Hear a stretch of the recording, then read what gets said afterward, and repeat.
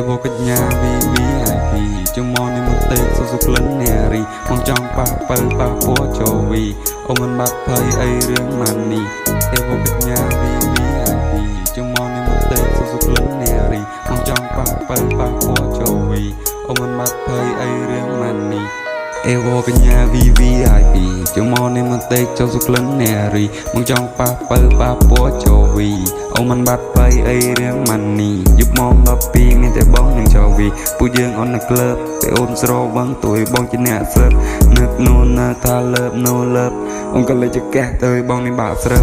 ចង់សាមហូបទៅយកចេញពីឆ្នាំងបាក់កុំរោគអូនសឡើងចាំងឲ្យបងចុះផ្លឹកដូចជាម៉ាឡាកាំងឲ្យបងសុំជីឲ្យបងសុបប៉ុណ្ណាំងមកចង់នាំអូនឡើងលើវិទ្យការតែកុំឡើងតាមខ្លាំងប៉ុណ្ណាឡើងវាយរើរិញនឹងភ្លើងតណ្ហាស៊ីនអូនខ្លាំងតាវារកសាច់បបមកទូនទួយបងនេះឃ្លានញៀននឹងសម្រស់គ្មានកន្លែងណាទាត់តយប់ផ្សាយតែពួកយើងទៅកសាងស្នេហ៍ពីអ្នកមិនអោយសុខក្រ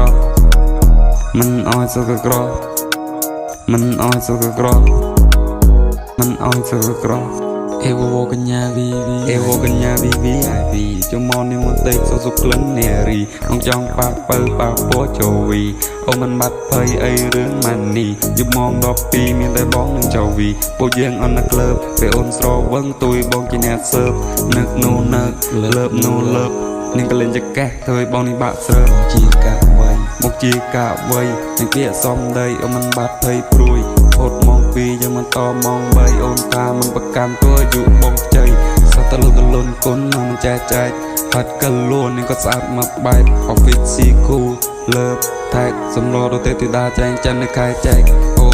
អូយនារីទំនឹងចូលក្នុងបន្ទប់ចាំបាត់បិទភ្លើងនៅក្នុងបន្ទប់មានតែយើងពីរនាក់ដូចជាសាំងប៉ាភ្លើងព្រានៅក្នុងផ្ទះដូចជាសាំងប៉ាភ្លើងព្រានៅក្នុងផ្ទះខ្លួនបងក្តៅរាប់ម៉ឺនអង្សាដល់ឲ្យបងលេងដៃរបៀបណាបងសូមដកដាវចេញទៅប្រហាលេងបែកសាបដូតដល់សម័យកាលដូតដល់សម័យកាលលេងបែកសាបដូតដល់សម័យកាលដូតដល់សម័យកាលយេ